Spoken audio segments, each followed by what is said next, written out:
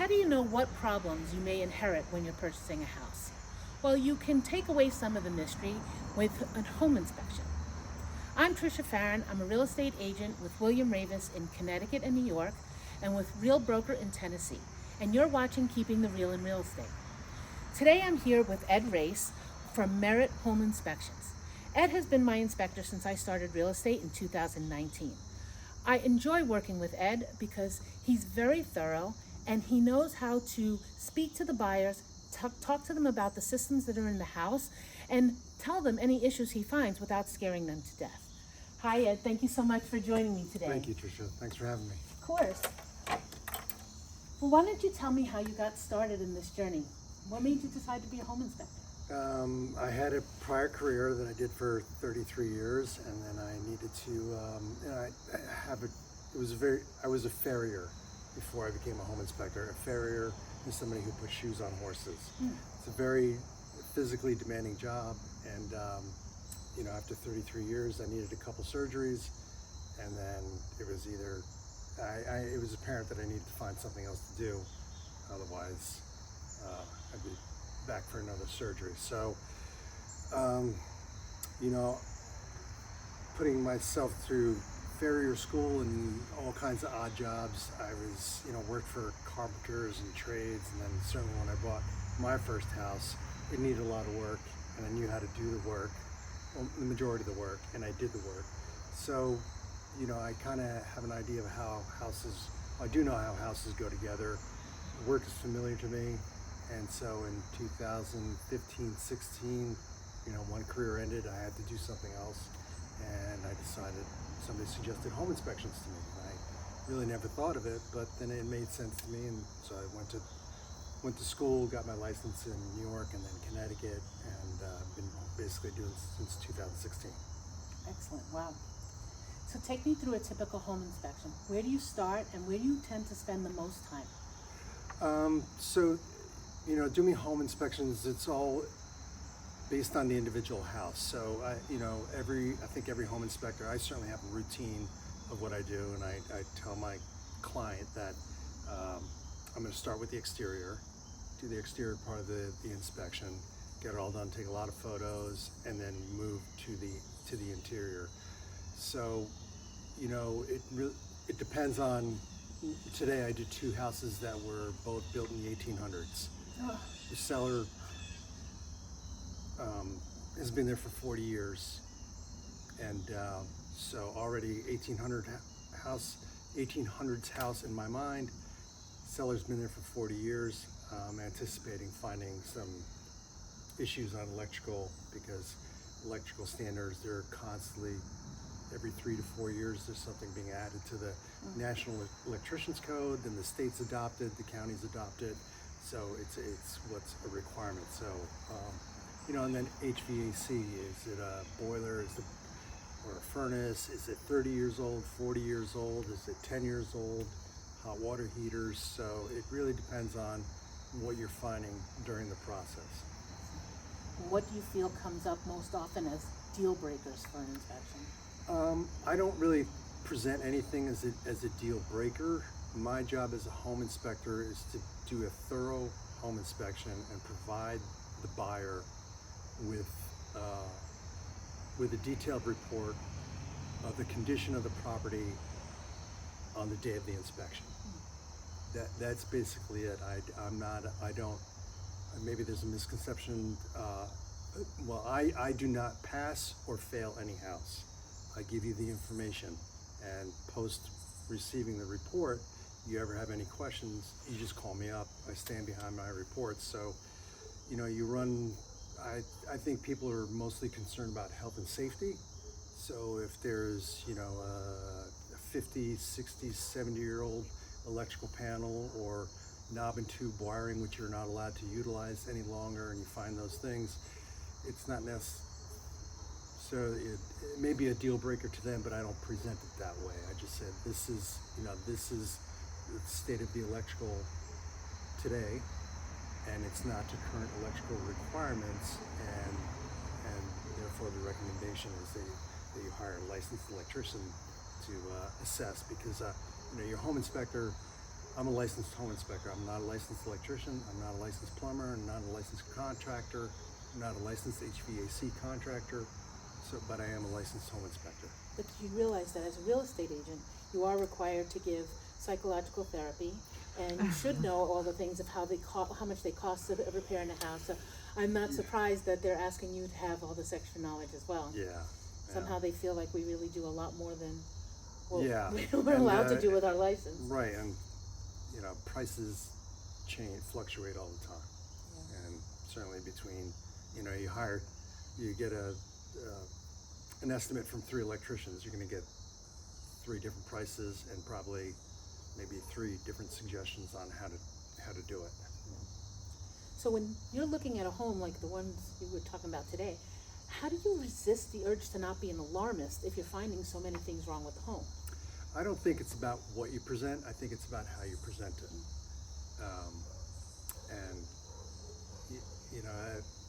Sometimes I have found electrical systems that are in horrendous condition, and you wonder why a fire hasn't happened or is not happening while you're standing there inspecting the electrical panel. And so you just give them the information. Look, at that point, I will talk to the buyer if they're there, and if they're interested.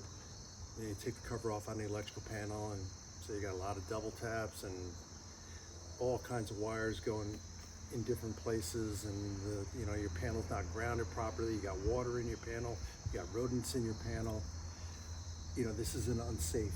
If we talk about health and safety, this is not safe. So, not only do I strongly recommend if you go through the purchase process that you do something about it, but if it's really, really bad, I'll tell the buyer's realtor that the sellers or the occupants should be notified of the condition, because somebody's more than not, somebody's living there. Yeah. So I would imagine then you find it important for the home buyer to attend the inspection. Yeah, I certainly recommend they do, but I do a lot of inspections for people that choose not to be there, can't be there, they're from out of town. But if you're worth your salt in any business, I'm diligent in my services, and I do a thorough inspection, whether somebody's with me, a buyer's with me, or a buyer can't attend, chooses not to attend, because in the end, it's about standing behind your report. Have you had to use FaceTime or any kind of video conferencing to do your inspection? I have. And do you find that to be as useful for the buyer? Yeah, yes, it is useful for the buyer, but it can if the buyer asks a question, or the person on the FaceTime, because sometimes I've had situations where the buyers are present, but their go-to person is on the FaceTime. So I just kind of try to slow the process down a little bit, and if they ask me a question, let me answer the question. You can ask me another question, I'll answer the next question, and so on. But if you don't ask me a question and then tell me why I'm wrong in my answer. Yes, we also get that. Yeah. I like that when they ask me how much do I think they'll get the house for. There's always a discrepancy on that one. Yeah. So can you talk to me about some misconceptions that people have about inspections that maybe you can clarify? I think, people may think that, your inspector, and there are inspectors out there that are just going to breeze through. Yeah, everything's fine. Yeah, it looks like you need a roof. Yeah, I don't know about this deck. It might be okay, might not be okay. Hand me my money and thank you very much, and I'm on my way.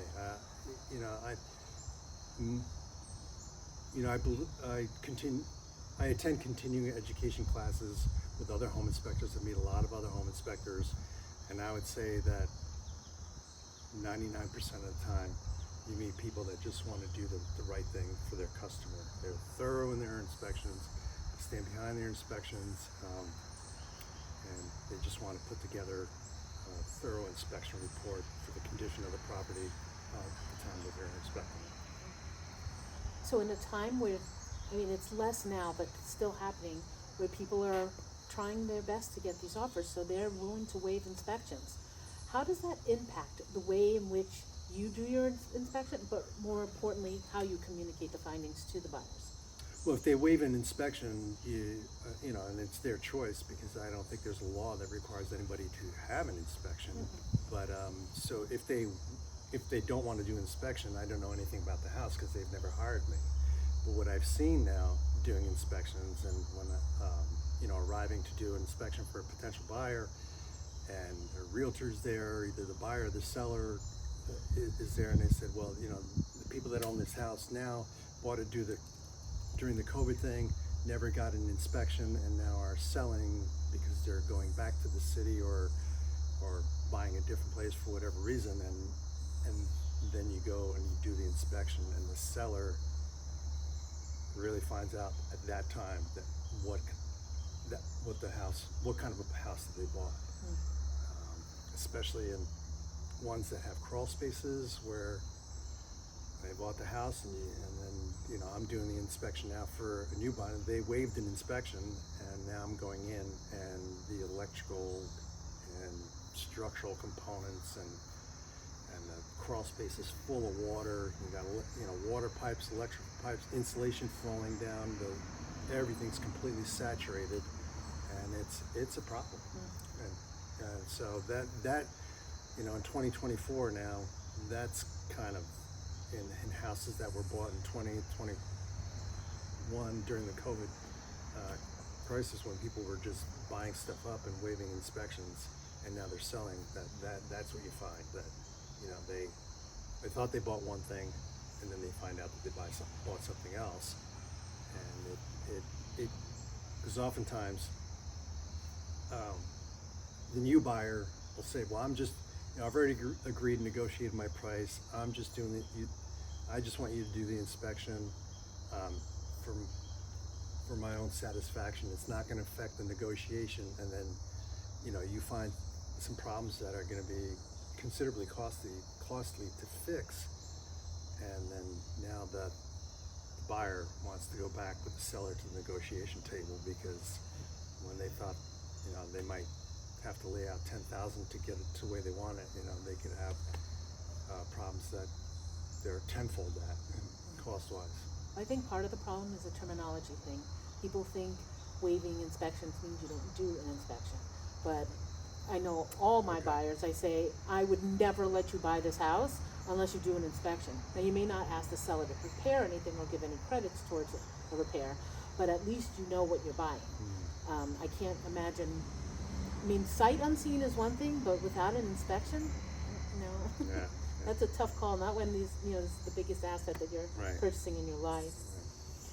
Okay, Ed, so it's October, and I love Halloween, so I want to hear the creepiest thing that you uncovered when you were doing an inspection. Well, one of the, not the creepiest, but the most alarming thing was one time I walked up into an attic access that was above a garage, on the ceiling in the garage. Pulled down the stairs, I walked up there, and there was the barrel of a gun.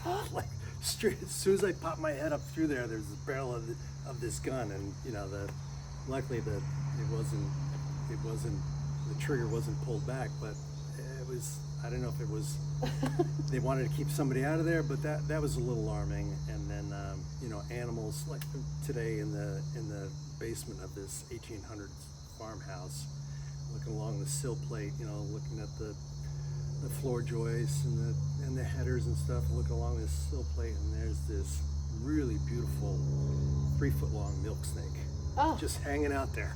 Goodness.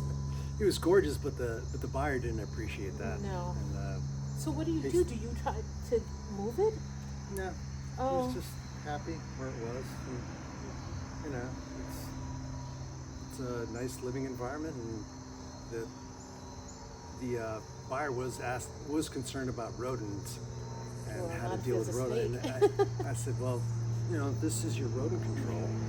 You know, and that's a large milk snake, and it looks very healthy. He or she, very healthy, and so maybe you want to put in the agreement that the milk snake stays. Goodness, I don't know if I can manage that. Yeah. So before we wrap up, what's one thing you wish people would know more about home inspections? I think I said, we just try and, most inspectors that I've met try to do a thorough job of the condition report of the house on the day it's being inspected. And I think buyers have to really think how much do they really understand about how houses go together, insulation, HVAC, electrical, and if they really don't have a lot of knowledge in it, then I think they can see the value in hiring a home inspector. Because if you think about, and I've been through the purchase process, I'm a homeowner, so if you think about all the steps you have to go through just to find the house that you want to put a bid on, and then you put the bid on, and then and all the money you're going to lay out, the cost of a home inspection is really nothing. Yeah. I've learned so much just following you around, things that I didn't even know in my own home, that it builds on that foundation, and you can talk more intelligently, but you can also manage your own property. Yeah. Well, on behalf of my viewers, I want to thank you so much for all this insightful information. It goes without saying that a home inspection is going to absolutely help solve some of the mysteries that's behind those walls. So always, always get an inspection. And if you need one, I've got a great inspector right here. So thank you for watching Keeping the Real in Real Estate. Until next time. Thank you.